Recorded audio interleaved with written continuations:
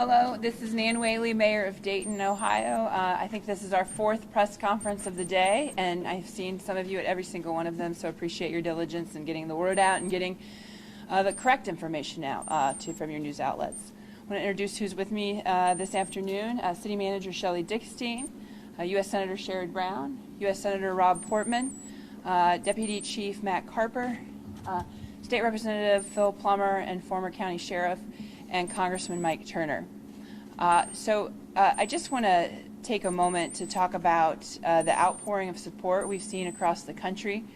Today, to moment, I think I've had over 70 mayors and from across the country reach out. Particularly have been of help have been Buddy Dyer of Orlando, who had to work with his community through the Pulse nightclub. Mayor Bill Peduto of Pittsburgh, obviously with the Tree of Life Synagogue. Mayor Cranley of Cincinnati has been helpful. And Mayor Jane Castor, who's the new mayor of Tampa, who is a former police chief. Honestly, I have to say that unfortunately, because we have so many of these incidences, there is a bevy of mayors that are able to give great advice and feedback. I think that's, quite frankly, a little sad if you think about it, that they've learned so much because all of their communities have gone through these terrible mass shootings.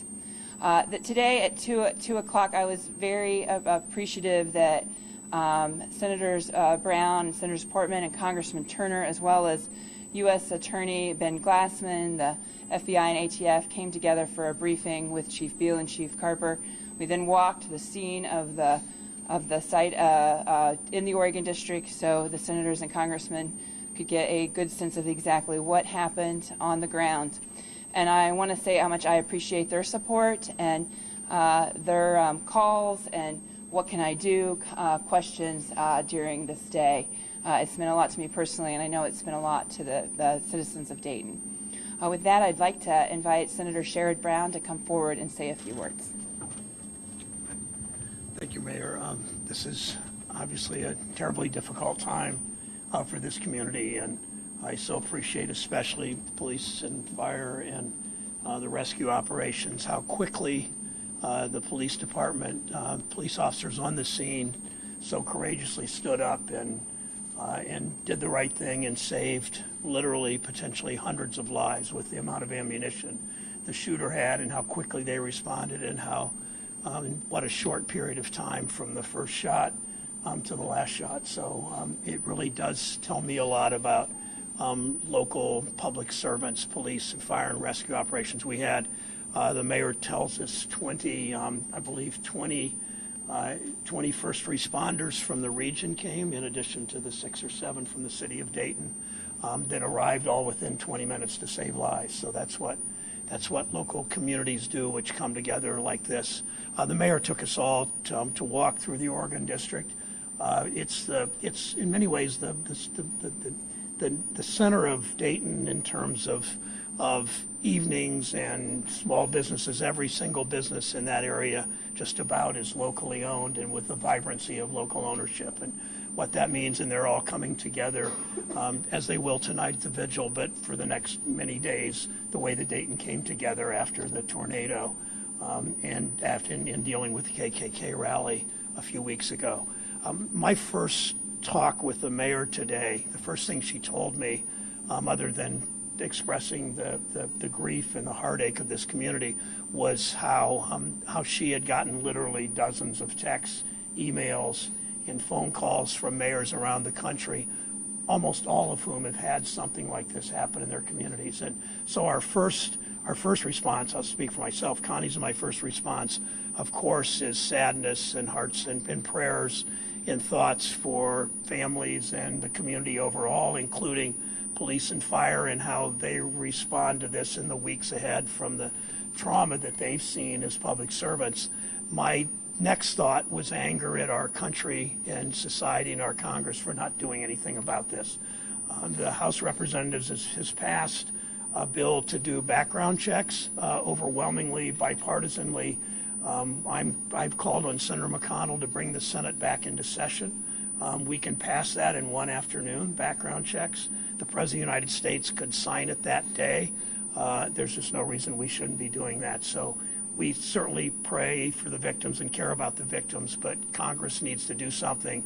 Our state legislature, again, woefully inadequate in dealing with gun violence, also needs to react and respond in the right way so that these incidents just don't happen week after week after week after week in our country. Next, I'd like to invite Senator Portman to come forward to say a few words. Senator Brown came from Cleveland, Senator Portman came from Cincinnati, and just completely amazed by people coming here to get here as soon as possible.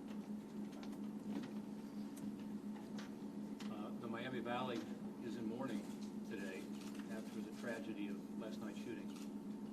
We did walk down to the Oregon District, and we saw what has been a thriving commercial section of the city, and saw lots of great small businesses. We also saw workers in hazmat suits. These were EMS personnel who were having to clean the blood off the sidewalk from the tragedy of last night. Shocking, unspeakable, tragic. We also see this community respond, as they will, for the victims, for the mothers and fathers and sons and daughters who were struck down last night and those who were injured. We've seen it here in this community just since May with the KKK rally. We've seen it as this community came together after the devastating hurricanes, which, is still an ongoing project, but I've talked to the mayor a lot about this, and the mayor really knows that I'm impressed with what I've seen is how this community comes together and responds. And we saw it last night with these brave police officers who, in the face of danger, ran straight into it. You'll learn more about this at 4 o'clock. And all I can say is, because we're not at liberty to talk about it, and I think it's appropriate that law enforcement provide the perspective that you need on this, but this courage was extraordinary and saved lives, probably hundreds of lives, given the situation. There is also an effort going on in the community that I hope everybody will support, which is through the Dayton Community Foundation. And it's called the Oregon District Tragedy Fund. It's a fund that's been set up to help the victims. Again, this community comes together. I'll be making a contribution to it. I'm sure everyone will behind me. And I know this community is going to come together and help these victims, those who are injured, the families of those who lost lives. So this is a tragedy that requires that kind of response. My colleague Senator Brown has talked about legislation. We should also, of course, as we figure out what happened here, learn lessons from it, just as we need to learn lessons from others. And are there more things that could be done? I'm sure there are. But I will say there's something deeper going on here. And if you look at the suicide rates, if you look at the addiction rates, this community's done a good job in responding to it, but it's been at ground zero in terms of the opioid crisis as well. If you look at the mental health crisis in our country today, there aren't enough laws, and in fact no law can correct some of the more fundamental cultural problems we face today as a country. And the shooting last night is an indication of that. So I look forward to working together with my colleagues to try to respond in the most effective way possible. But we also have to look deep into our hearts and figure out how could someone point a gun at someone who he had never seen or known and pull the trigger. Thank you. Next, I appreciate the Senator's donation to the fund that the Dayton Foundation has put together. I know that our community comes together, and I know that this will be no different as the other episodes we've had in the past few months. Next, I'd like to invite Congressman Turner to come forward to say a few words. Appreciate him calling me this morning. Appreciate him being here as well. Congressman Turner. I want to thank the mayor for her leadership on this day of sadness for our community. This is a strong community, and I appreciate the mayor working diligently to pull everyone together. Also, I want to thank and congratulate the mayor and the police chief on the police presence that was in the Oregon District last night. It was extraordinary that they were able to respond so quickly as a result of the police's actions. My daughter and hundreds others who were down in the Oregon District last night are alive and are safe today. I also want to thank the first responders, the police and fire who came to the scene and responded unbelievably for our community. This is an unbelievable amount of evil that we cannot comprehend. I appreciate the mayor pulling us together for a briefing today on the investigation that's ongoing. We'll learn more about this particular case. But Senator Brown is absolutely correct, as is Senator Portman, as we look across the country and we see this. We need a national conversation as to how we come together on a bipartisan basis to address this. Legislation, culturally, as a country. I thank the mayor for pulling us together and for her diligent work to try to find answers for the community, and also for the work last night that kept so many safe. Next, a state representative, we used to call him Sheriff Phil Plummer, wanted to say a few words. Thanks, Mayor, and thank you for your leadership here. We've had some rough times in the city of Dayton, but you really met the challenge and you've led the city, so thank you for your hard work and your efforts here. Just want to let the citizens know you have a great police department, a great fire department here. You know, I went toward the crime scene with everybody behind me here, and I was hoping it was my last crime scene I toured, but we're back in action. But walking away from that crime scene, you know, I could stick my chest out, and I'm very proud of our first responders. They answered the call. You know, they ran towards a gunfire. You're up against weapons like that. It's tough on those guys. They made the call. They took care of business. So thank them when you see them. You know, we can't give them enough awards because they saved a lot of people last night. Fire department, you guys did a great job. And our county dispatch center, they get overwhelmed with, you know, mass situations like this. So they did a tremendous job also. So you guys, let's not let this keep us down. Like I said, we had a rough year, but we always bounce back. We're a resilient community. We're in the game. We're in the fight. And we need to figure this out. So let me ask you guys this. I'm not going to get into policy discussions, but we, the people, make the call. We don't work for special interest groups. We work for the people. So let's sit down and let's figure out a solution to this. You know, it's mental health, it's guns. There's a lot of variables here, but we got to figure this out. So you guys, thanks for covering this. Let's stay strong, Dayton. We're in the game here. Thank you. Thank you. Okay, Deputy Chief Carper will come forward to give any new information he may have. I think it'll be pretty brief since we will have such a detailed briefing at 4 o'clock. Yeah, thank you, Mary, and thank you for everyone's patience. We do have a comprehensive look at this coming up here at 4 o'clock. The only thing I will add right now, we do have a lost and found that's going to be established at the safety building downtown, 335 West 3rd Street. That's the City of Dayton Police Department headquarters. Beginning at 10 o'clock tomorrow morning. There were a lot of items that were left in the Oregon District, so if you could spread the word to the public, if any items were left, they can come and retrieve those beginning tomorrow morning. Thank you. All right, questions? Is there a word that you would describe the people of Dayton? I mean, you guys went back to the tornadoes, the KKK rally, this. I heard the word resilient, resiliency. Is there something that sums up the spirit of the people that live here? Are you asking me? Anyone. Well, I will answer it, and anyone else can answer. The word I use for Dayton is it has grit. And I think that is a word that describes what is this community's been through for the past 50 years, the grit of the changing economy, the grit when tough things happen, they come together. There's resilience in grit, but I think that is what makes us so strong and continues to make us resilient. And so I think that describes Dayton and its people in a way that I'm very, very proud of. And then, you know, we talked about the reaction, you know, how the first responders really came to the need of everybody there. A lot of after the fact, we talked about mental health and then, you know, gun violence, but is there any way to proactively prevent something like this from happening? We see it time and time again, but, you know, this is a question for anybody, but is there a way to proactively prevent it from happening? Anybody have a comment?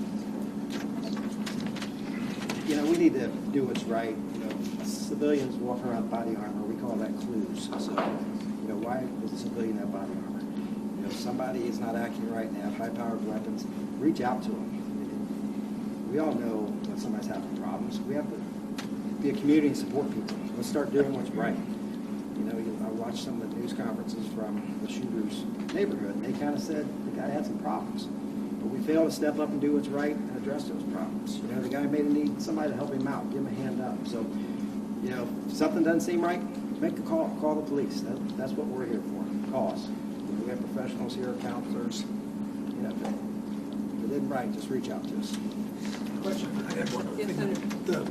The former sheriff said that sort of questioned civilians wearing body armor like that, wearing those vests, ballistic vests. And I say the same about civilians buying assault weapons. We tried an experiment in this country from the mid-'90s to the mid-next decade for about 10 years of a ban on assault weapons, and it didn't get every assault weapon off the street, but it did make a difference. And there are probably hundreds, if not thousands, of people alive today that might not have been alive if we hadn't had a law prohibiting the purchase of assault weapons. And those weapons don't belong, they're not weapons for hunting.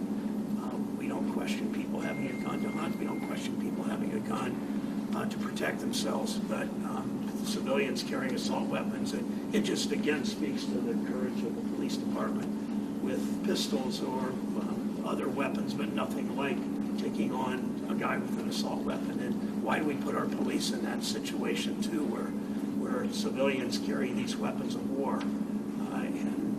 It's an unfair match by any stretch. Senator Portman, a question for you, sir. The 2019 rate is going to be mass shooting tomorrow and another one the day after and every day this year. You mentioned earlier in your comments that you're sure something more can be done. Do you have a day in mind or a week in mind of having a plan, something to address these issues?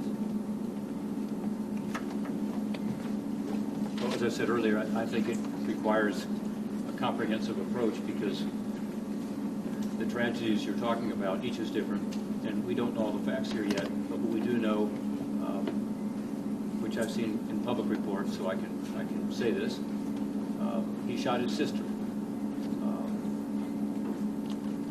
We know that in a short period of time, and you'll find out the exact period of time at 4 o'clock, I won't tell you, but I'll just tell you in that short period of time there was a burst, and I've seen public reporting on that, as to how many shots were fired. If that's true, that magazine, of course, would be illegal. So there's a law. So do we need more laws? Yeah, we probably do, and we did just pass something last year in 2018 to tighten the background checks.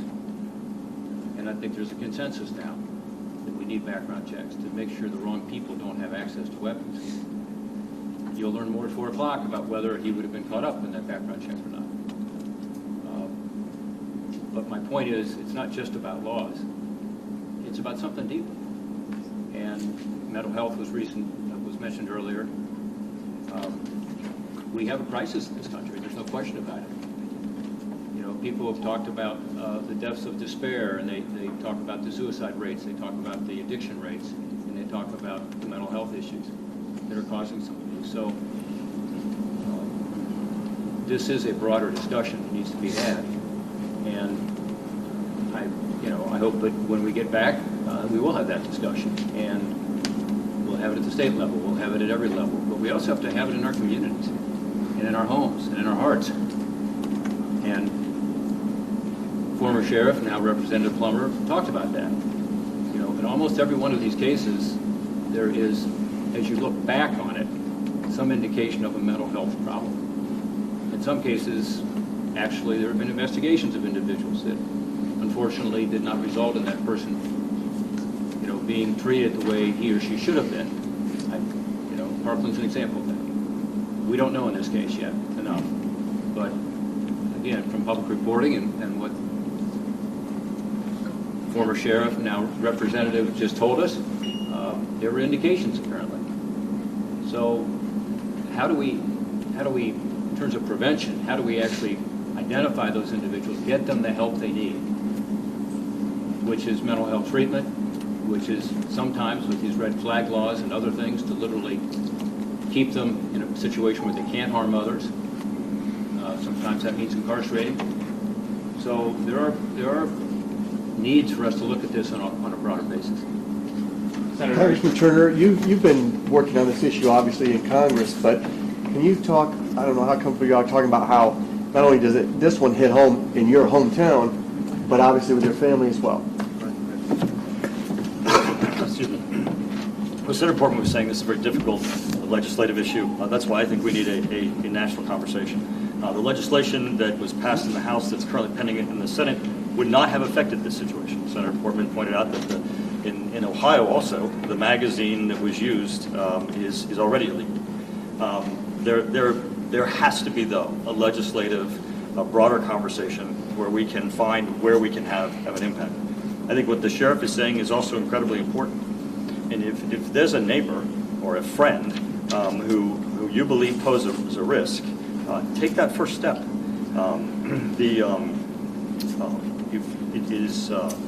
It's unthinkable for us how quickly our own families become so at risk. And this is why this is so important for us to pick up the phone, say there's a problem, say that there is an individual who appears to not only be a threat, but perhaps have weapons or caches to the extent that they have nefarious intent. I think that the former sheriff, State Representative, has a great call to the community that if you see something, say something.